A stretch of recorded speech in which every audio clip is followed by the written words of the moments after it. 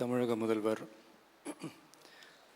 Doctor கலைஞர் ஐயா அவர்களுக்கும், மேடையில் இருக்கும் பெரியவர்களுக்கும், அமைச்சர் பெருமக்களுக்கும், பத்திரிகை நண்பர்களுக்கும், டிவி சேனல் நண்பர்களுக்கும் என்னுடைய வணக்கம். இது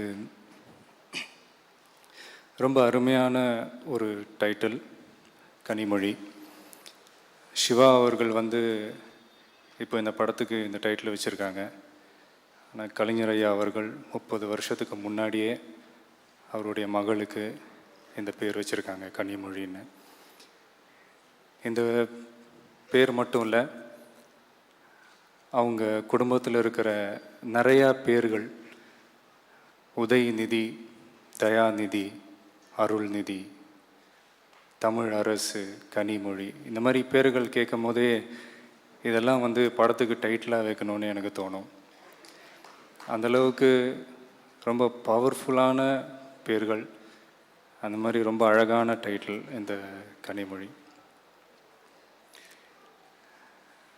ஆஸ் ஒரு டாக்டர் என்ற ஒரு முறையில் தமிழ் மக்களுக்கும் தமிழ்நாட்டுக்கும் எதை எப்பப்போ செய்யணுமோ அதை அப்பப்போ கரெக்டாக செஞ்சுக்கிட்டு இருக்காங்க கலைஞர் ஐயா அவர்கள். ஒரு சின்ன இன்சிடெண்ட் எனக்கு ஞாபகம் வருது. இப்போ ரீசண்டாக பூந்தமல்லி ஹைரோடில் வேலூர் போயிட்டு இருந்த ஒரு ஃபேமிலி, ஒரு ஹஸ்பண்ட் அண்ட் ஒய்ஃப் டிரைவரோட காரில் போயிட்டுருக்கும் போது அவங்களுடைய மகளோட திருமண இன்விடேஷன் கொடுக்கறதுக்காக போயிட்டு இருந்தாங்க. அப்போ ஏதோ ஒரு ஆக்சிடெண்ட் ஆகி அந்த டிரைவருக்கும் ஹஸ்பண்டுக்கும் ஏதோ அடிபட்டு மயக்க நிலையில் இருந்தாங்க. அப்போ அந்த ஒய்ஃப் என்ன பண்ணுறதுன்னு தெரியாமல் கதறி அழுதுகிட்டு இருந்தாங்க. கடவுளே, என்னோடய புருஷனை காப்பாற்றுங்க, உங்களுக்காக நான் 108 தேங்காய் உடைக்கிறேன், 108 பால் குடம் தூக்குறேன், இப்படின்னு கத்திக்கிட்டு இருந்தாங்க. அப்போ அந்த சைடில் போன ஒரு பெரியவர் உங்ககிட்ட செல்ஃபோன் இருக்காமா அப்படின்னு.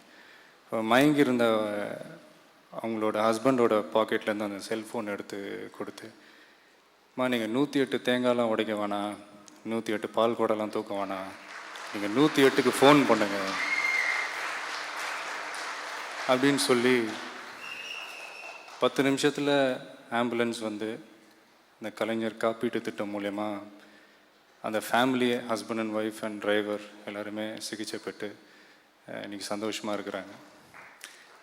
88 இயர்ஸில் இந்த 108 இந்த திட்டத்தை கொண்டு வந்தவங்களை எங்களால் லைஃப்பில் மறக்க முடியாது ஐயா. நீங்கள் 108 வயசு வரைக்கும் வாழணும்னு நான் ஆசைப்பட்றேன்.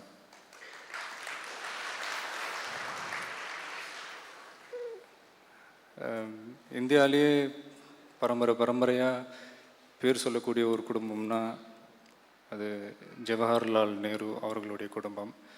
அதுக்கப்புறம் தமிழ்நாட்டில் பேர் சொல்லக்கூடிய ஒரு குடும்பம்னா அது நம்ம கலைஞர் ஐயா அவர்களுடைய குடும்பம்தான்.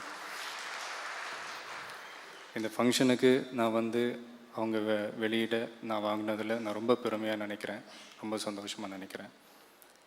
இந்த படத்தில் வேலை செஞ்ச அத்தனை நடிகர்கள், டெக்னீஷியன்ஸ், மியூசிக் டைரக்டர் எல்லாருக்கும் என்னுடைய வாழ்த்துக்கள். ஜெய் பகவதி என்ற படத்தில் என் கூட என்னோட தம்பி கேரக்டரில் நடித்தார். அதுக்கப்புறம் அவரை பயங்கரமான டெவலப்மெண்ட்ஸ், நல்ல கதைகள் சூஸ் பண்ணார். முக்கியமாக சொல்லப்போனால் சுப்பிரமணியபுரம் எனக்கு ரொம்ப பிடிச்ச படம். அந்த படத்தில் அவர் தலையாற்ற விதம், வீட்டில் என் பையன்லாம் பண்ணிகிட்ருப்பான். ஸோ அந்த ஸ்டைல் சின்ன பசங்கள்லேருந்து பெரியவங்க எனக்கு கூட ரொம்ப பிடிச்ச ஸ்டைல் அது. ஸோ அவருக்கும் என்னுடைய வாழ்த்துக்கள். இந்த ஃபங்க்ஷனில் ஒரு சின்ன வேண்டுகோள். ஆக்சுவலாக பார்த்திபன் சார் இதை சொன்னாங்க. கலைஞர் ஐயா எவ்வளவோ நல்ல விஷயங்கள் செஞ்சுருக்காங்க. தமிழில் பேர் வைக்கிறதுக்கு டேக்ஸ் ஃப்ரீ, இலவச வீடு, இந்த மாதிரி எத்தனையோ நல்ல விஷயங்கள். உங்களால் உதவி பெற்ற நாங்களாம் நல்லா இருக்கணும்னா அதுக்கு முக்கியமாக தமிழ் சினிமா இன்னும் நல்லா இருக்கணும்னு நான் நினைக்கிறேன். அதுக்கு முக்கியமாக பார்த்திபன் சார் சொன்ன மாதிரி அந்த திருட்டு விசிடி ஒழியணும். அதுக்கு நீங்கள் ஸ்டெப் எடுத்து, காவல்துறையினரும் அதுக்கு ஸ்டெப் எடுத்து பண்ணாங்க. பட் முழுமையாக அது ஒழிஞ்ச மாதிரி எனக்கு தெரியலைங்க ஐயா. முன்னெல்லாம் லட்சங்கள் வச்சு படம் பண்ணிகிட்டு இருந்தாங்க. இப்போ வந்து கோடிகள் வச்சு படம் பண்ணுறாங்க. டிஸ்ட்ரிபியூட்டர்ஸ், தேட்டர் எக்ஸிபியூட்டர்ஸ் எவ்வளவோ பணம் கொடுத்து அந்த படத்தை வாங்குகிறாங்க. ஸோ அவங்களாம் சந்தோஷமாக இருக்கிறதுக்கு இதுக்கு முழுமையாக இது ஒழியணும்னு நான் நினைக்கிறேன். இப்போ நான் வந்து இதுக்கு வந்து இப்படி பண்ணால் நல்லாயிருக்கும், இப்படி பண்ணால் இது சால்வ் ஆகுன்றது என்னால் சொல்ல முடியாது. எனக்கு அது அனுபவம் வயசும் கிடையாது. நீங்கள் நினச்சிங்கன்னா இந்த திருட்டு விசிடின்ற அந்த நோய்க்கு நல்ல மருந்து கண்டுபிடிச்சி நீங்கள் ஒரு நல்ல ட்ரீட்மெண்ட் கொடுக்கணும். அந்த ட்ரீட்மெண்ட்டை பார்த்து எல்லோரும் பயப்படணும்.